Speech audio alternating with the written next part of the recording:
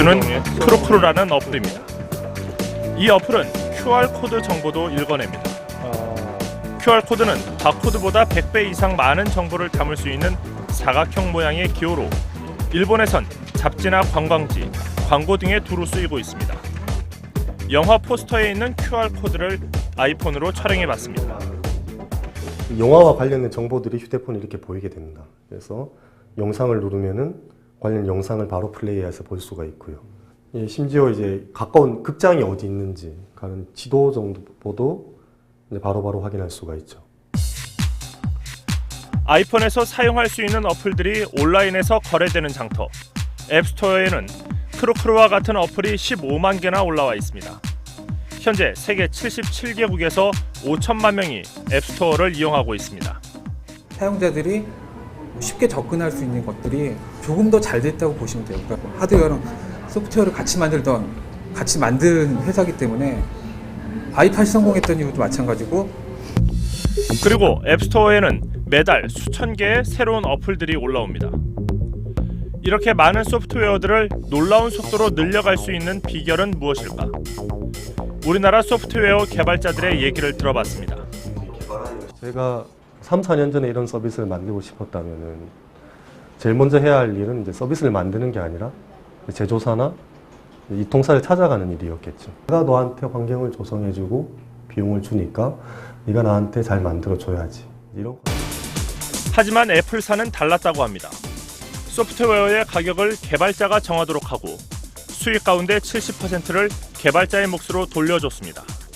갑과 을, 공급자와 생산자의 관계로 본 게 아니라 하나의 소비자로 접근을 했어요. 제가 몇 번 그렇게 트라이를 하니까 애플 본사에서 전화가 왔더라고요.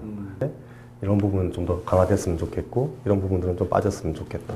아이폰도 깔리지 않은 나라에서 소프트웨어를 올렸는데 애플 본사에서 전화가 올 만큼 그렇게 신경을 많이 쓴다는 거죠. 모바일 게임 업체 대표 박지영 씨.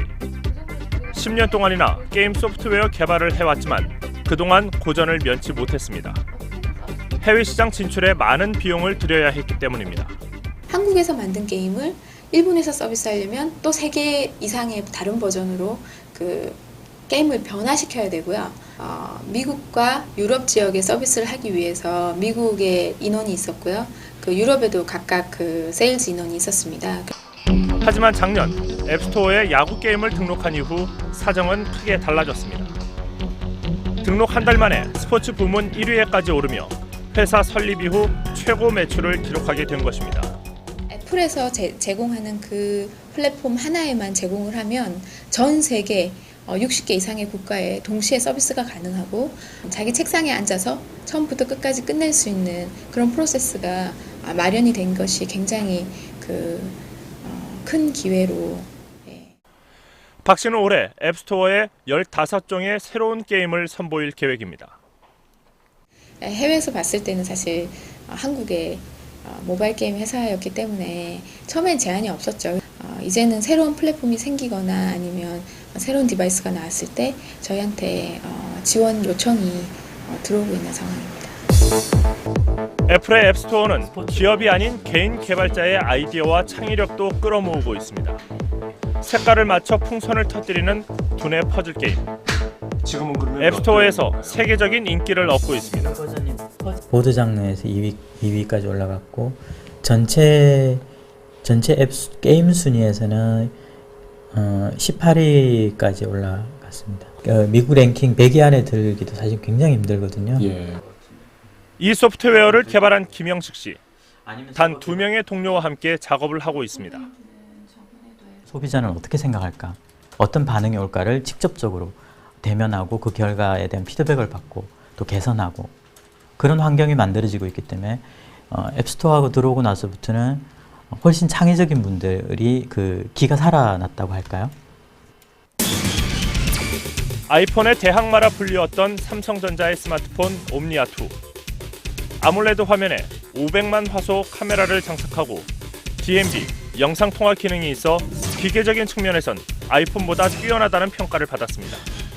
하드웨어 스펙은 삼성이 더 좋죠. 전체적으로 그러니까 안에 들어있는 기능상으로 보시면은 이제 CPU라든지 메모리 그 신도라든지 그런 거는 이제 삼성 거니 훨씬 좋아요. 아이폰에 들어가는 메모리와 디스플레이 장치, 두뇌에 해당하는 프로세서 등 주요 부품들도 삼성전자에서 공급하고 있는 겁니다. 그만큼 하드웨어 부문에선 우리나라의 기술이 뛰어나다는 얘기입니다. 그렇지만 소프트웨어에서는 어떨까? 삼성전자도 지난해 말부터 자사의 스마트폰 사용자를 위한 앱스토어를 운영하기 시작했습니다.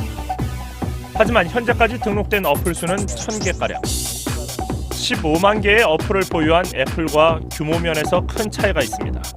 어플리케이션은 숫자가 중요한 것은 아니라고 생각합니다. 실제 경쟁적인 어플리케이션 확보가 삼성 앱스의 성공 요건의 하나라고 생각합니다. 규모뿐 아니라 소프트웨어를 어떻게 개발하고 공급할 것이냐에 대한 접근 방식도 크게 달라 보입니다. 삼성전자가 어느 소프트웨어 개발자에게 보낸 제안서입니다. 삼성전자의 스마트폰을 위한 소프트웨어를 개발하되 다른 회사에는 6개월간 제공하지 않는 조건으로 거액을 제시했다고 합니다.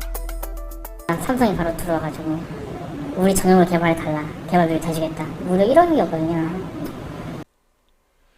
거액을 들여 단시간 내에 소프트웨어를 채워나가겠다는 방식에 대해 벌써부터 회의적인 반응이 많습니다.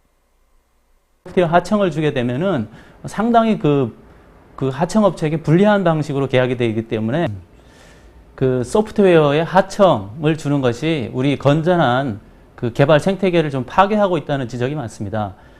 생태계는 스스로 만들어가는 거예요. 거기 구성원들이 만들어가는 거거든요.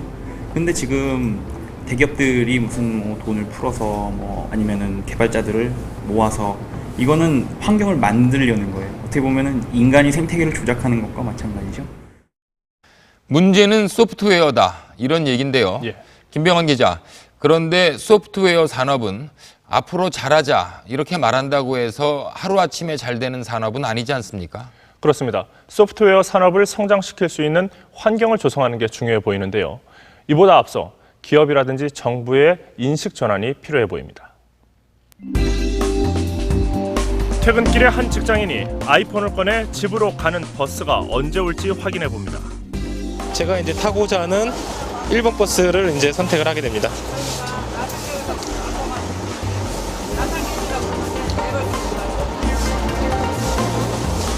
네, 제가 이제 탈 버스는 이제 3분 후에 도착할 예정이라고 합니다. 이제 버스가 언제쯤 올 건지 대충 이제 생각을 할 수가 있으니까 시간적으로라든가 심리적으로라도 굉장히 여유를 가질 수 있게 되고. 이 소프트웨어를 개발한 사람은 고등학생 유주왕군입니다. 서울과 인천, 경기도의 버스 전산 정보를 모아서 시민들이 쉽게 볼 수 있게 했습니다. 국가의 공공적인 정보를 이용해서 여러 가지 정보를 이렇게 모아서 더 좋은 정보를 이렇게 생산해내는 거죠. 그러니까 이용자들도 되게 쉽고 편리한 생활을 할 수 있고, 그리고 정부 입장에서도 국민들이 그런 걸 정보를 빨리 받아볼 수 있으니까. 그런데 작년 12월 경기도는 버스 정보를 이용하지 못하도록 차단했다가 시민들의 비난이 빗발치고 나서야 입장을 바꿨습니다. 공개된 정보라고 하지만 그거를 긁어가는 거에 따른 우리 그 서버나 이런 데 미치는 영향이 있을 것이다 판단해서 일단 저희가 일단 막은 거고. 카이스트에 재학 중인 이정열 군은 부근에서 가장 싼 주유소를 찾을 수 있는 소프트웨어를 최근 개발했습니다. 가장 싼 주유소가 지금 1,609원이고요. 제일 비싼 주유소가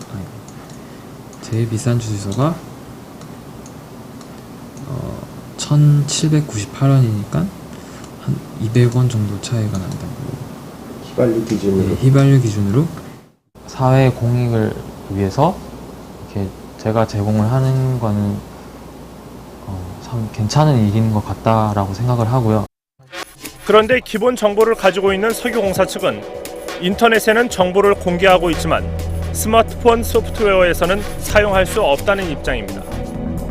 실제로 기차의 출발 도착 시간 등을 알려주던 아이코레일은 철도공사가 정보를 막으면서 사라져버렸습니다.